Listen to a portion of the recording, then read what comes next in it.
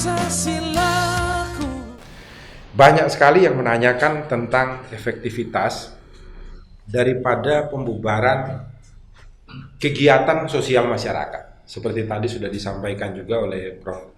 Mudjahirin, orang beribadah oleh pemerintah diperintahkan kalau bisa dilakukan di rumah. Kemudian orang melakukan pesta-pesta pernikahan dan lain sebagainya dibubarkan, bahkan diancam pidana dengan pasal 212, 214, 216 KUHP. Juga ada dipakai undang-undang tentang karantina dan juga undang-undang tentang kesehatan. Ini pertanyaan pertama. Sejauh mana kira-kira hukum ini akan sangat efektif, dan apakah jeratan hukum ini perlu untuk dilakukan terhadap masyarakat yang secara nyata mereka itu harus hidup dari hari ke hari dengan penghasilan yang didapat sehari-hari. Kalau mereka diperintahkan di rumah, apakah pemerintah ini sudah sanggup untuk datang memberi mereka makan dan minum? Tidak. Maka mau tidak mau mereka harus mengambil risiko dan berhadapan dengan aturan hukum yang ingin diterapkan dengan alasan bahwa kepentingan masyarakat lebih utama daripada hukum yang sudah ada. Seperti apa? Memang awal-awal ketika Kapolri mengeluarkan maklumat memunculkan 4 pasal KUHP itu agak kurang elok. Mestinya yang dibangun pertama adalah argumentasi Undang-Undang Kesehatan. Di pasal 9 Undang-Undang Kesehatan ditentukan bahwa setiap orang berkewajiban untuk mendorong dan memajukan kesehatan publik, pribadi, dan kemanusiaan. Itu dulu basisnya.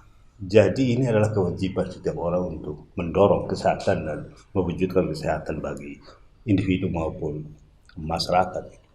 Yang kedua adalah ketika terjadi wabah, maka ada undang-undang kekarantinaan kesehatan. Itu yang mestinya harus menjadi basis, baru atas dasar itu munculkan pasal KUHP. Karena pasal KUHP yang dipakai itu adalah pasal tentang perlawanan terhadap kekuasaan. Ini orang untuk keluar rumah bukan soal perlawanan terhadap kekuasaan, tetapi soal kewajiban menjaga kesehatan baik untuk diri sendiri maupun masyarakat. Itu harus menjadi basis dulu. Kemudian 1-2 hari ini baru mulai muncul undang-undang kesehatan dan undang-undang kekarantinaan. Jadi salah betulnya entry-nya.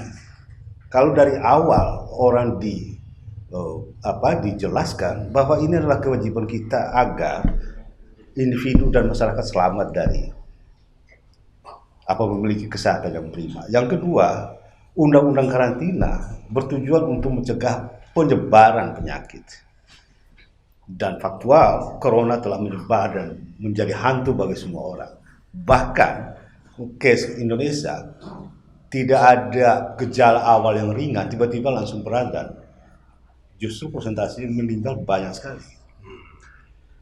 Kita bisa bayangkan kalau ini dijadikan metode oleh teroris. Satu orang teroris, dia berkelana kemana-mana, dia sudah terjangkit, semua orang kena. Membunuh satu kota hanya dalam 1-2 hari. Ini kalau tidak ada pencegahan seperti ini. Yang kita hadapi bukan orang-orang dengan hati yang tulus. Ada orang-orang yang bermain, yang juga bermain dalam kekalutan seperti ini. Dan kita tidak boleh menutup mata kalau ini dipakai oleh orang jahat untuk mematikan semua orang. Bisa saja. Tidak ada pembatasan seperti ini. Dan kita penerbangan 1 hari bisa 4-5 kota, bahkan 4-5 negara, dan itu menghancurkan semua kemanusiaan. Hanya lewat 1 orang. Hanya dengan 1 orang. Maka menurut Prof. Renat, peraturan ini memang perlu diterapkan. Sangat. Ini yang disebut sebagai necessary evil. Jahat tapi apa boleh buat. Karena ada hal yang jauh lebih utama yang kita pertaruhkan, yaitu kehidupan kita sebagai manusia. Secara umum. Bukan individu. Baik. tapi kemanusiaan secara umum. Ini sangat menarik. Ketika sudah memasuki di ranah ini, Prof. Bernard sebagai seorang ahli pidana sudah mengatakan bahwa ini wajib untuk dilakukan, mau atau tidak. Yang terjadi di dalam kenyataan di lapangan adalah bahwa setiap wali kota, bupati, gubernur, semuanya termasuk di Jawa Tengah ini memerintahkan kepada masyarakat, Anda di rumah saja. Istirahat di rumah, jaga kesehatan, jaga lingkungan, jaga kemanusiaan bagi semua orang. Tapi kita jangan lupa, hampir 80% orang yang disuruh di rumah ini orang yang bekerja harian. Ya. Mereka membutuhkan juga di rumah makan apa? Hidup kalau tidak makan dan minum saja 3 hari mati semua. Ini lebih parah ini. Belum lagi nanti kita ketika mengembalikan ekonomi. Nah, ketika berhadapan pada kenyataan ini, tidak ada kebijakan yang dikeluarkan oleh gubernur bahwa kami akan menyiapkan APBD provinsi untuk kemudian membantu semua orang yang kerja harian. Karena data statistik aja kita tidak punya ini. Sekarang, ketika ada orang-orang yang bukan mereka nekat untuk menyebarkan penyakit menjadi virus masyarakat, tetapi mereka nekat untuk bertahan hidup hari ini. Mau tidak mau mereka harus keluar. Karena kita semua tidak memiliki empati juga untuk memberikan mereka ruang untuk bisa di rumah. Makan, tidur dengan nyenyak. Sama seperti kita. Pertanyaannya, kalau hal ini yang kemudian terjadi di lapangan dan orang-orang ini dalam rangka untuk mencari makan, minum yang tidak disediakan oleh negara, yang tidak diberikan oleh kita yang mampu, apakah mereka pantas dan layak untuk dikenakan peraturan seperti ini? Ya. Sebelum itu saya mau mengungkapkan satu fondasi epistemik ya, sebenarnya. Corona ini problem, bukan misteri. Kalau misteri itu agama yang menjawab. Jiwa saya kelak kemana, itu bukan problem, tapi misteri. Tugas agama menjawabnya. Tapi kalau virus seperti ini problem, tinggal teknologi saja. Kepandaian kita, ilmu dan teknologi bisa menjawab itu. Cuma tunggu proses. Bagi saya, di balik corona ini ada pesan.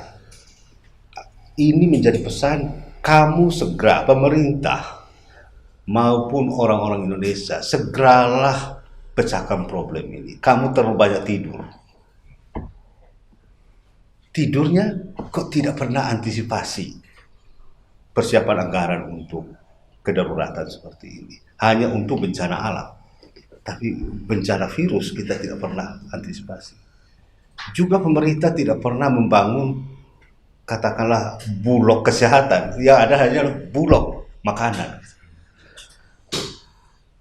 Jadi corona ini menyentakkan kita semua. Ini problem, segeralah kamu sadar dan pecahkan segera ini. Ini bukan misteri yang tidak mungkin bisa dijawab. Ini problem yang hanya tinggal usaha. Cina ternyata berhasil gitu. Amerika juga terlalu banyak tidur dan asik memikirkan bulan dan Mars sampai lupa soal persiapan semua itu. Nah, jadi bagi saya, kalau pemerintah sekarang kelihatan keteteran baik menghadapinya maupun logistik untuk kesehatan dan anggaran untuk membiayai orang-orang yang terpaksa harus tinggal di rumah. Nah, ini yang saya katakan. Ini teguran Tuhan, segera bangkit dan pecahkan persoalan-persoalan seperti ini. Apakah pantas mereka dihukum? Begini, di tahap awal memang harus ada perintah karantina, tidak bisa tidak. Karena memang undang-undang mengenal 4 karantina. Kita tidak mengenal lockdown, kita mengenal karantina. Pertama adalah karantina rumah, kedua adalah karantina wilayah, ketiga adalah karantina rumah sakit, keempat adalah karantina pembatasan sosial. Ini termasuk pembatasan sosial. Ya. Nah, dan mereka yang harus dikenakan pembatasan sosial ini untuk tidak keluar kemana-mana. Pada tahap awal harus dipatuhi.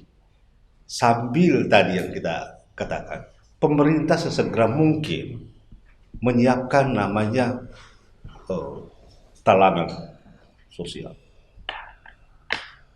kalau tidak ada anggaran sekarang takut diperiksa oleh KPK karena menggunakan anggaran di luar APBD. Ini keadaan darurat tidak lagi mengenal itu, harus tindakan super extraordinary. Itu sudah ada peraturan presiden mengenai itu. Ya, peraturan presiden, tapi di tingkat undang-undang belum ada. Ya.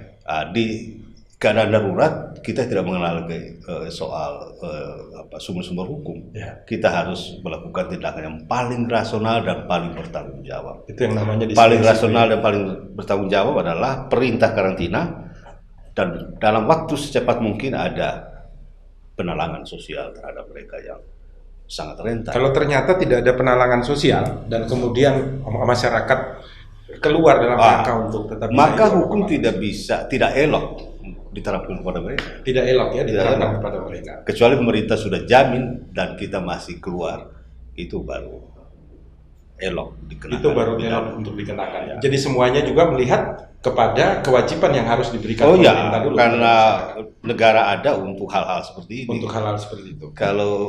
Kalau tidak kan kita tidak butuh negara. Ada hal lagi yang cukup menarik, ini merupakan pertanyaan dari sahabat Rumah Pancasila di DKI Jakarta yang kebetulan dia menyampaikan bahwa dia bekerja di BUMN yang kebetulan juga membangun di instalasi rel kereta dan juga mengenai listrik. Mereka ada sekitar 50.000 lebih karyawan pekerja tetap yang harus bekerja tiap hari. Sekalipun ada instruksi dari pemerintah agar semua orang harus berada di rumah, mengkarantina diri, karantina sosial dan lain sebagainya, yang lebih banyak dipakai istilahnya lockdown itu, mereka ternyata masih diperintah kerja. Yang dia pertanyakan begini, apakah berbeda antara mereka yang bekerja ini sama masyarakat yang umum? Dia tanya, kok saya berbeda? Memangnya kami kebal virus kok tetap kerja? Yang kedua yang menjadi pertanyaan dia, semua pimpinan-pimpinan daerah itu mengatakan harus di rumah, harus begini dan begitu. Tetapi ternyata mereka ini juga tidak dilengkapi alat-alat kesehatan seperti masker, sabun cuci tangan dan lain sebagainya. Padahal perintahnya harus rajin cuci tangan, harus memakai masker dan lain sebagainya. Bahkan mereka ini bergerombol dibiarkan begitu saja karena mereka harus bekerja untuk kita juga semua. Pertanyaannya dia adalah, ini sebenarnya yang betul yang mana? Kalau nanti mereka juga diterapkan hal yang sama dengan ketentuan aturan perundang-undangan, ini seperti apa ini? Ini menjadi pertanyaan serius bagi dia. Kok kami dibiarkan yang lainnya seperti ini, tetapi ada juga hal-hal seperti ini? Ini soal inkonsistensi. Jadi harusnya kalau memang ada perintah yang harus dipatuhi dalam keadaan darurat, itu harus satu kata dan satu makna, tidak boleh ada inkonsistensi gitu. Nah ini koreksi terhadap pemerintah. Ini koreksi terhadap pemerintah. Ya. Tidak boleh ada pengecualian kalaupun Anda keluar dan bekerja, physical distancing-nya harus terjamin dan alat-alat pengaman harus lengkap.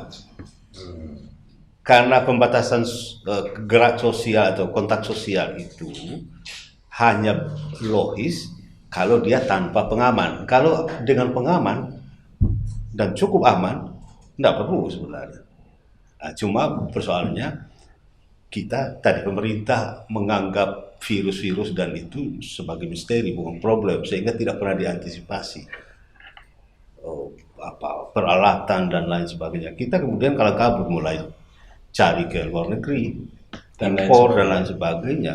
Luar negeri pun sangat butuh gitu, jadi tidak mungkin semuanya dijual ke Indonesia. Ini jadi soal sebenarnya. Jadi kalau saja kita punya peralatan dan sistem keamanan yang sangat bagus, maka kontak sosial itu tidak masalah. Yang jadi soal kontak sosial itu karena kita polos, tidak punya apa-apa gitu. Ya, dan ternyata bukan hanya Indonesia yang kecolongan, Amerika pun, semua negara-negara yang Italia pun yang sudah sangat maju ternyata kecolongan. Jadi bagi saya ini peringatan Tuhan. Kamu harus berpikir terus-menerus setiap hari untuk kemanusiaan. Untuk kemanusiaan ya. Baik, untuk seluruh sahabat Rumah Pancasila, apa yang sudah disampaikan oleh Prof. Bernard ini telah memberikan ruang berpikir bagi kita semua bahwa diterapkannya peraturan perundang-undangan memang kalau yang dipakai langsung dasarnya adalah KUHP itu tidak elok untuk diterapkan karena sebenarnya sudah ada peraturan perundang-undangan yaitu tentang karantina, karena itu ada karantina diri, ada karantina rumah sakit, ada karantina rumah, ada karantina rumah sakit, ada karantina sosial, Wilayah. dan karantina wilayah. Itu yang sudah diatur di dalam aturan perundang-undangan, sehingga secara hukum itulah yang dapat dipergunakan oleh kita di dalam merawat kemanusiaan kita, kehidupan kita yang lebih lanjut dari virus corona yang sudah menyebar di seluruh dunia.